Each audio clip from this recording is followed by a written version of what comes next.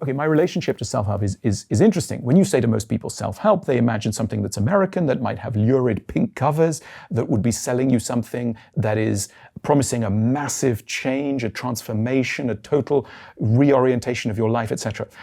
Do I believe in that kind of self-help? I'm skeptical. I've read all the stuff that everybody's read in this area, and a lot of it is very repetitive, slightly one-dimensional, and doesn't necessarily work. There's some great gems in the traditional literature as well, but that's to summarize. Am I interested in literature that changes lives in some ways, that is alive to our need for understanding and answers and response to our suffering? Absolutely. But I suppose I would do it in a slightly different way. And the books that were self-help for me when I was growing up and developing into an adult were quite different books to the books that most people would treat as self-help. So, the works of Marcel Proust, In Search of Lost Time, that was self-help for me in the sense that that was a book that was teaching me how to love and live.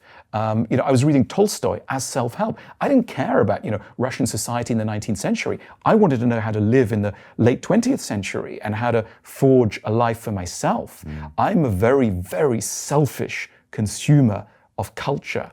I want to know things that will work.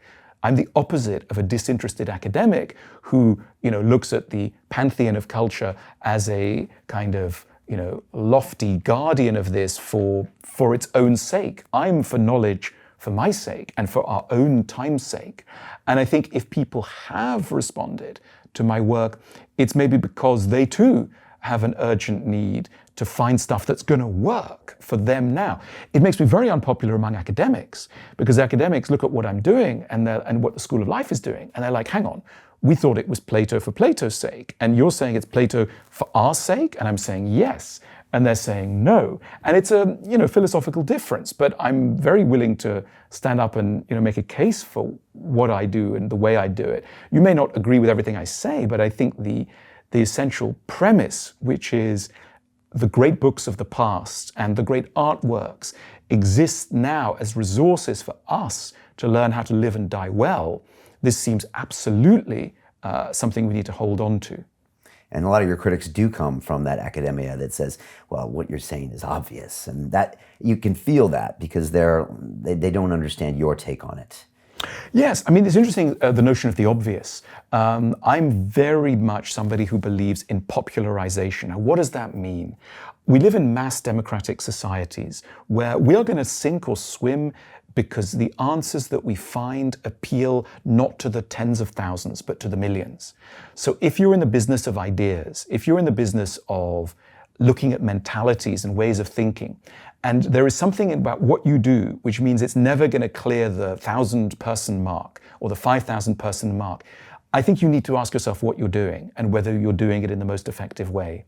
Because I think our responsibility as thinking people is to society at large rather than a narrow coterie.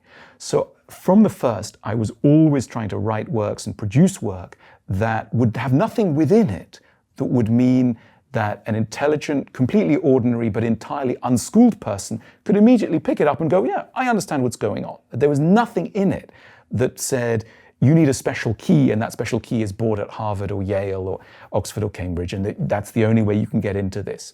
So I am in this way an intellectual democrat, completely. I believe that the work that I do needs to clear the boundary of ordinary understanding by everybody. And so the fact that my books have sold and my work has gone beyond the boundaries that one might have expected, given the nature of the material I'm talking about, is, I feel lucky and I'm incredibly glad and incredibly grateful. Am I totally surprised and is this totally counter to everything I'm doing? No, it is in line with at least a big part of my ambition. If you're talking about love and you're talking about dying and you're talking about meaning and you tailor your message to one or two people, why is that? I was brought up, interestingly, by people who were, by different groups of people. Some of my family were very educated and very sophisticated and very complicated, and others had good hearts and clever minds, but had not been through any education. And in a way, some of what I'm trying to do in my work is to build a bridge between these two sides and to make sure that every side is understanding every other. And so every time I write a sentence, I'm rewriting it 3 times. I'm writing it for sense and logic, I'm writing it for intellectual persuasion, and I'm writing it for ease of comprehension. And if it doesn't tick all those boxes, it goes back to the workshop.